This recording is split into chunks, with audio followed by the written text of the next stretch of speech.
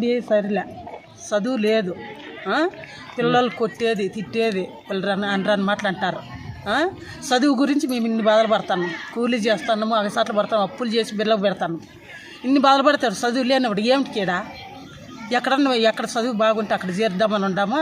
దాంట్లో ఈ పిల్లల సౌకర్యం లేనిది కాబట్టి మేము ఇటింటి ఇక్కడ మేము శ్రద్ధగా తీసుకొని మీకు ఫోన్లు చేసి మీకు చెప్తాము. ఏమంటారంటే వీళ్ళు పిల్లలు ఏదన్నా మాట్లాడితే కొట్టేకి వస్తారంట.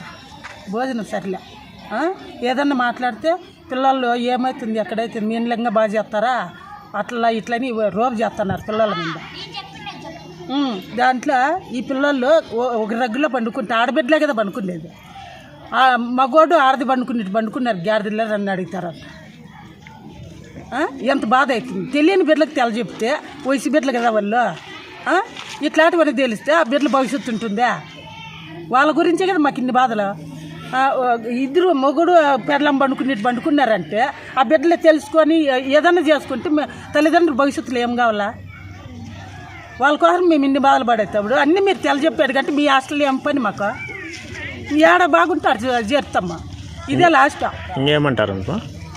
ఇంకేమంటారా వాళ్ళకి హెల్త్ బాగాలేకపోతే జ్వరం వచ్చినా ఒక మాత్ర ఇచ్చేది గమన అయిపోయేది. మాకు చెప్పరు. మేము ఫోన్ చేసినప్పుడు బాగానే ఉంది అంటారు. మేము వచ్చి సర్చుకుంటే దిగ్గోలు అయిపోయింది బిడ్డ. మళ్ళీ ఇంటికి పిలిచిపోయి మేము హాస్పిటల్లో చూపించి 2000-3000 ఖర్చు పెట్టుకుని మేలు చేపించినాం. అట్లా హెల్త్ బాగాలేకపోతే చూడరు, పట్టించుకోరు. తిండి సౌకర్యం ఎట్లా ఎప్పుడొచ్చినా బిడ్డలతో ఇట్లా మేము బ్యాగులకు సంచులకి వేసుకొచ్చి ఇచ్చేసి పోవాల. ఇంక ఈ హాస్టల్కి ఏం సౌకర్యం లేనప్పుడు మాకు ఏలై బాధ. దయచేసి మా హాస్టల్లో ఎక్కడ కూడా అట్లా ఆడబిడ్డలు భవిష్యత్తుని నిలబడ మీరు.